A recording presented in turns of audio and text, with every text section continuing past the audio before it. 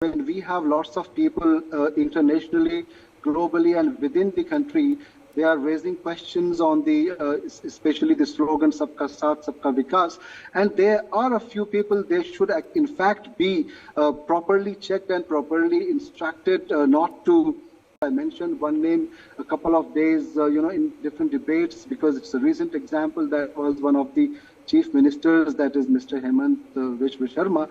Any voices of these sorts that really doesn't help the proper intent that we have, the Prime Minister's vision that we have. At the same time, within the party line, within the ruling parties, a few mouthpieces are there. They are just trying to make things worse, which should be properly checked. Otherwise, take that across to Asif Dawdi as well. Asif Dawdi, a very significant visit by the Prime Minister, of course, to Egypt overall, but also in particular to this mosque.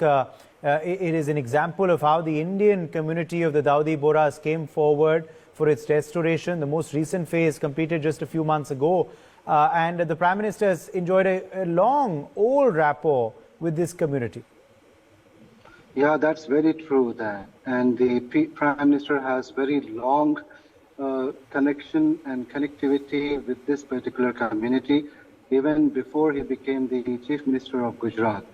And we have seen this at several occasions, how he himself has shown that he didn't want to present himself before this community as the Prime Minister or the Chief Minister. I still remember in one of his speeches how he was requesting the entire August gathering that please don't mention or don't call me as Prime Minister or as a Chief Minister. Rather, he insisted that he should be, in fact, regarded as one of the members of the family.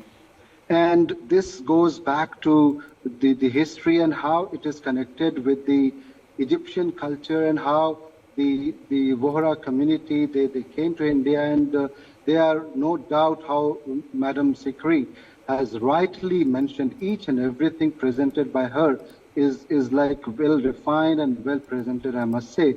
And she connected everything so nicely. And I'll just add a few more things here, that after this visit, I've been, in different debates for a couple of days on this topic, and I've noticed that many things have been talked about and the significance of the visit. But I insist and I really, request the concerned and competent authorities in both these states that they should continue doing these kinds of bilaterals or such state visits, etc.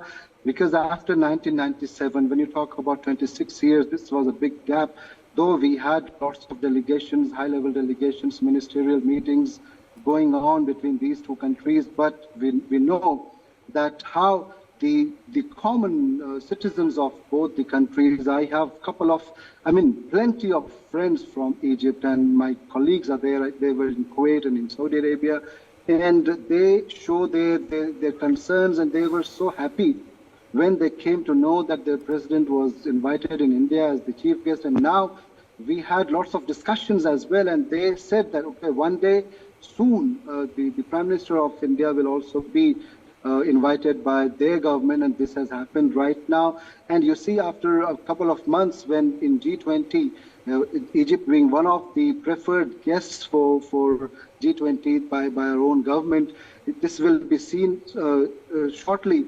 So after these kinds of meetings and visiting Al-Hakim, the ancient masjid or mosque there, that especially belongs to Bohra community, this shows that how concerned the Prime Minister is about that particular community. And this is also a messaging to the entire world that when people are saying that, okay, he's not much concerned about the particular community, this is perhaps after, when we have lots of people internationally, globally, and within the country, they are raising questions on the, especially the slogan "Sabka Saath, Sabka Vikas," and there are a few people. They should, in fact, be properly checked and properly instructed not to do a few things that attract the attention of those anti-India sentiments. They are looking for these kinds of opportunities. I mentioned one name a couple of days, in different debates, because it's a recent example. That was one of the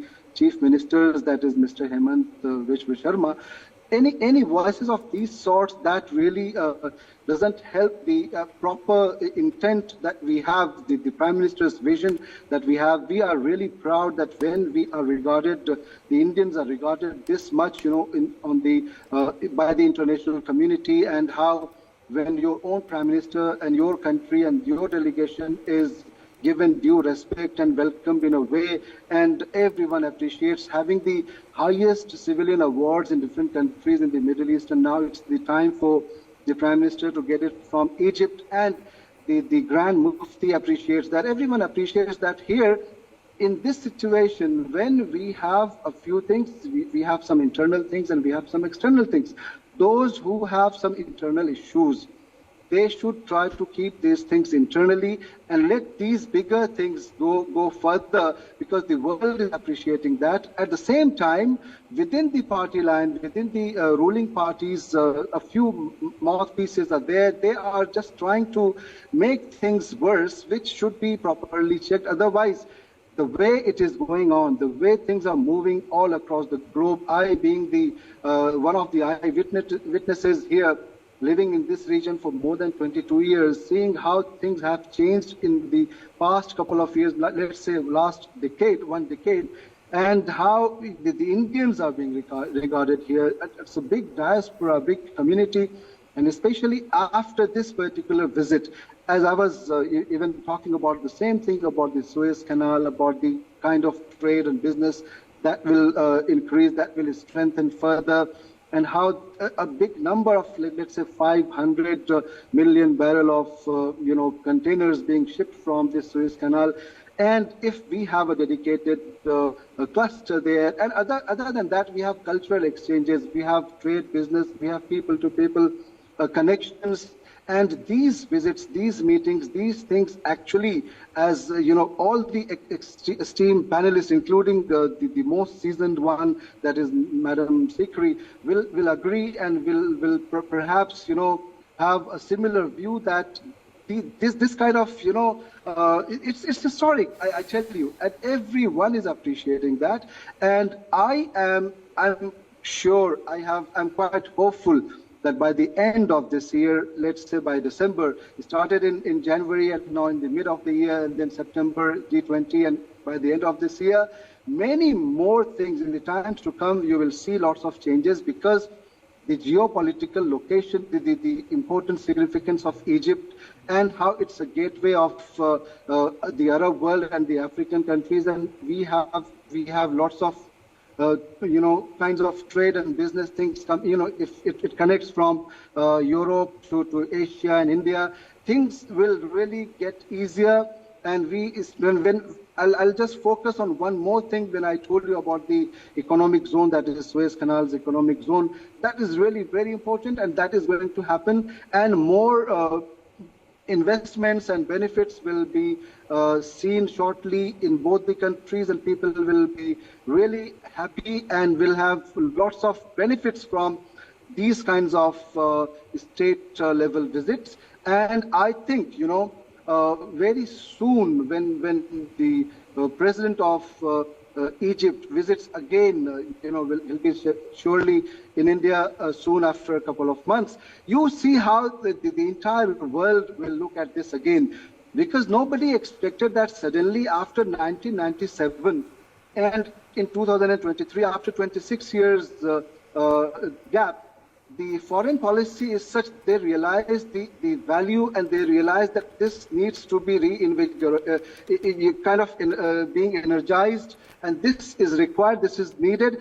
And after a couple of more similar things, I think lots of positive things are coming, because between India and Egypt, we have lots of similar things.